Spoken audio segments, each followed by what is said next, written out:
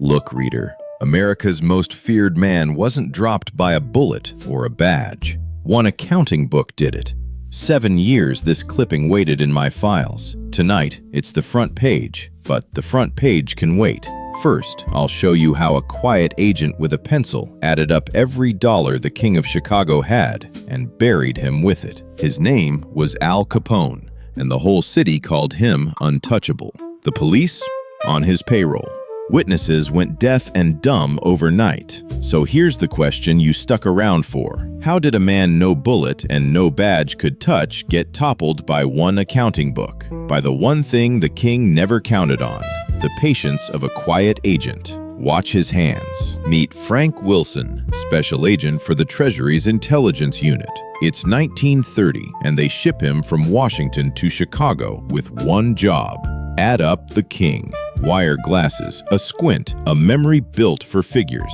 He carried no gun. His weapon was a pencil and a column of figures. Picture it, a little nobody you couldn't hide a single number from. Now my favorite column, today's rate. Wilson's pay ran about $3,000 a year, call it $60,000 today. A movie ticket back then cost a nickel, 5 cents, so his whole year's pay was around 60,000 tickets. That's the man's entire fortune, and they sent him after a king whose single year ran thousands of times higher.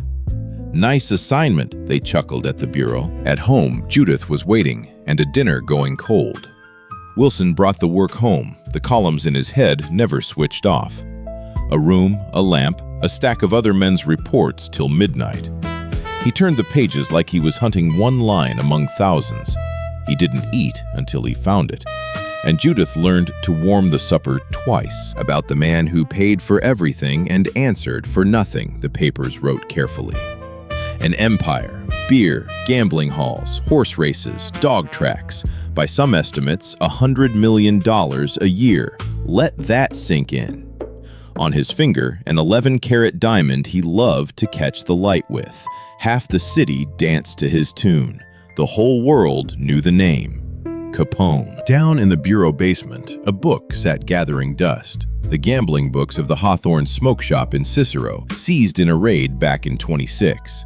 4 years, nobody opened them. Nobody but Wilson.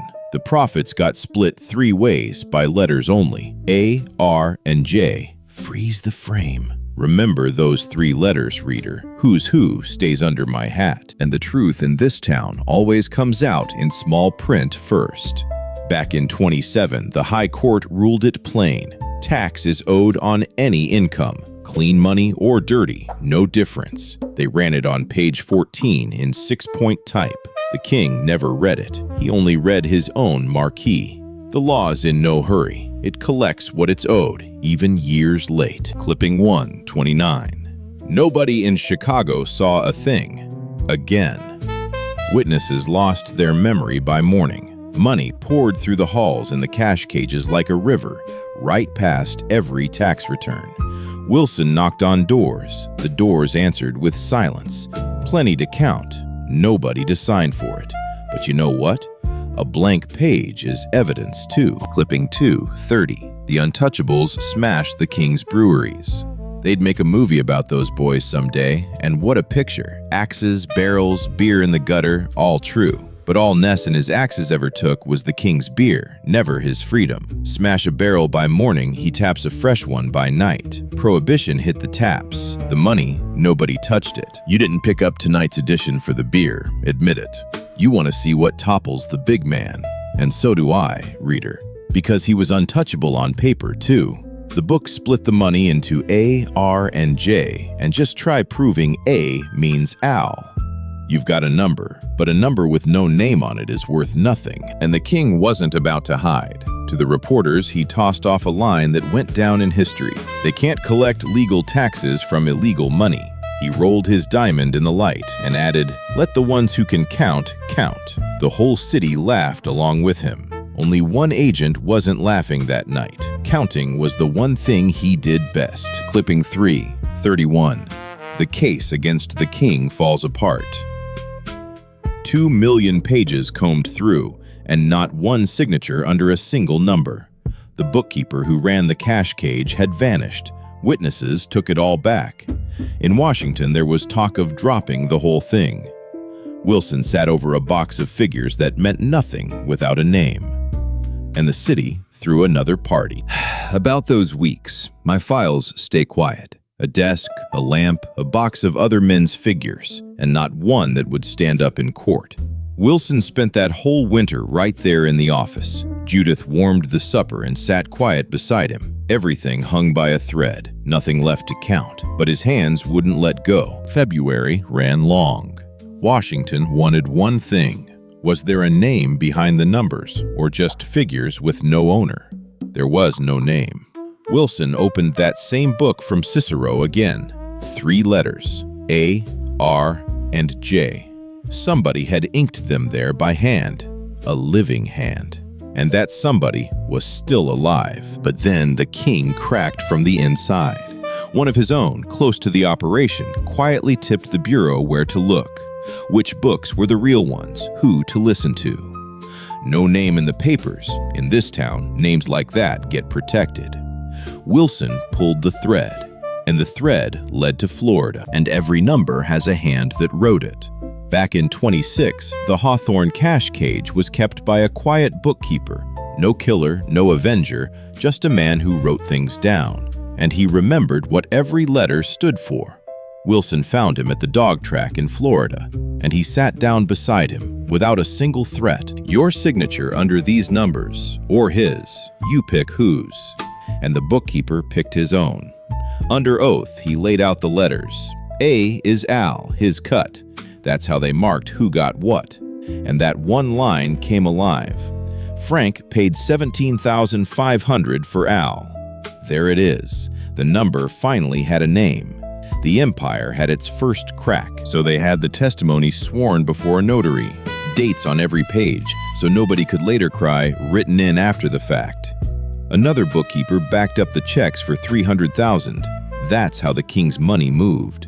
And that old note about the unpaid tax? Wilson clipped it in. Remember it? Page 14, small print. Sat there 2 years and came in handy. October 31. The king walked into court like he was arriving at a gala. Fresh suit, a smile for the papers. He was sure of it. The Treasury could no more reach him than the bullet or the badge had. But inside a government box, 6 years of other men's figures were already rolling in. Now, with a name and with dates. The courtroom, October. The prosecution lays that same book from Cicero on the table. The bookkeeper from Florida reads the letters out loud. A is Al. And in here, a diamond on your finger doesn't count. In here, they count the numbers. You remember those 3 letters. The defense hollers, written in later, but you can't shout down a notary's seal and a row of dates. This just in. The whole city's talking. October 24th. The jury files out. The room freezes. Guilty on the tax counts. 11 years, a sentence nobody had ever handed down for this. That small print from page 14 is on the front page now. The front page waits no longer, reader. The Empire, up for auction. The world knew the name on that verdict. Capone. Today's rate, the last one, and what a number. The back taxes with penalties came to about $215,000. In today's money, priced by labor, roughly $5 million. In those same nickel movie tickets, more than $4 million shows the king shorted the Treasury. That's about 70 years of that agent's salary, plus a $50,000 fine on top. Looked like that was the end of it. But there was still a late edition about the Empire. The halls, the tracks, the breweries all went under the hammer. The Untouchable name became a number in a cell on a rock. The king had a bloodhound's nose for other men's weakness. For his own, not a whiff. He did say it. They don't tax dirty money. The Treasury took it all. And our quiet agent? They promoted him. A few years on, Frank Wilson took charge of the Secret Service. That same pencil ended up guarding the president. And Judith never had to warm the supper twice again. Tell me in the comments where the king could still have been stopped.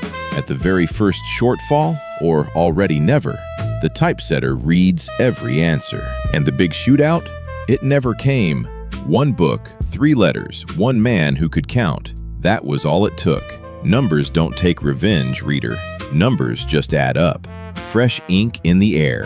In the next edition, a cornet player whose suite got sold under another man's name, and it had a second movement. Subscribe, your copy's already being set. This edition is put to bed.